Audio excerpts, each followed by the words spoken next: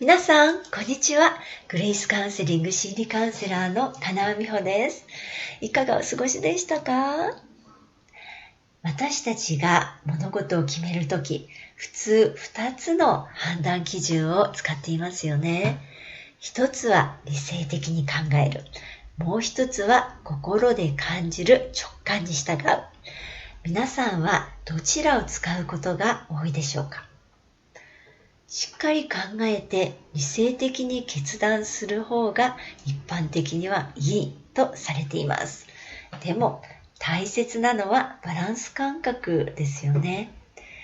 緊張感や不安感の強い人はどうしても物事を理性で考えて間違いのない方を選ぼうとするんです。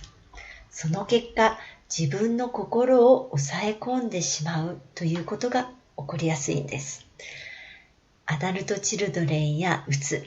不安症や引きこもりなど生きづらさを感じる原因が普段から理性的に考えすぎている結果ということはよくあります。理性で考えるとき、私たちは過去の体験や未来のことを考えて、今はこれをするべきとか何々をしていてはいけないと判断します。それに対して直感は過去や未来というより今、ここに集中してこれが好き、これは嫌いと心を中心に判断するんです。安心感がなくて不安感の強い人ほど理性で考えることで全てをコントロールしようとするんです。理性で考えるときは A だから B、それで結論は C というふうに論理的に答えを出しますよね。もっとちゃんと選ばないと、今は忙しいからダメというふうに考えるのは理性の声です。これに対して直感はこれがいい、これはやめよう、これが好き、これは嫌い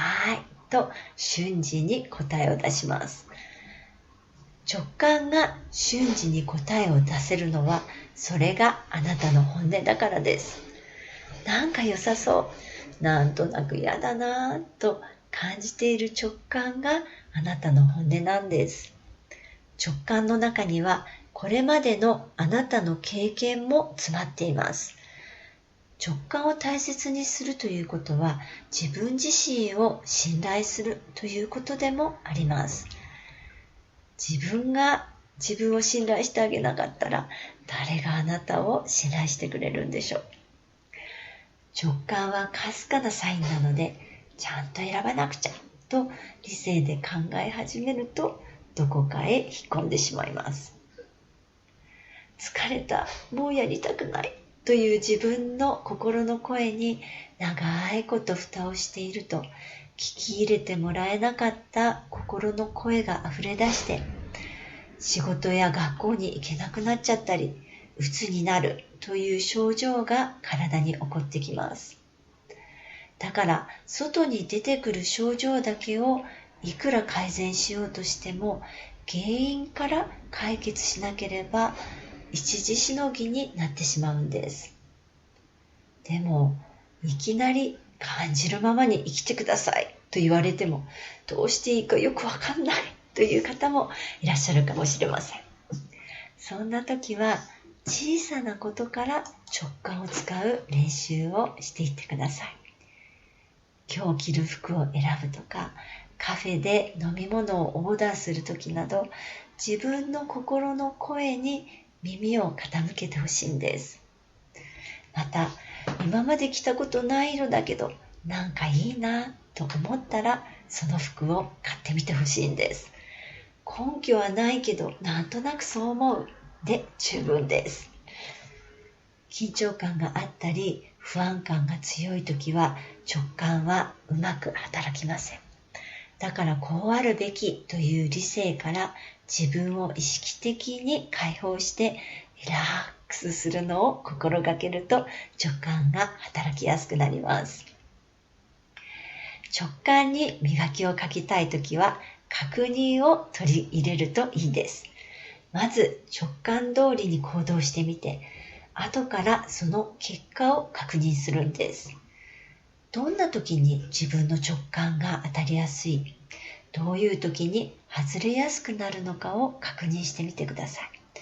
そうすることでどんな時緊張しやすいのかもわかるし、あなたの直感が磨かれることで自分への信頼感も養われてきます。直感を大切にするということは、自分の心を大切にするということです。なんかいいなぁと感じたら行動してみる。そんな風にすることで自分を今まで縛ってきた、こうじゃなくちゃダメという生きづらさから解放されて、自分らしく生きることができるようになります。さあ、今日の話、皆さんはどう思いましたか？悩みはあなたとあなたの家族がもっともっと幸せになるための贈り物。大丈夫。あなたにもできます。ではまた。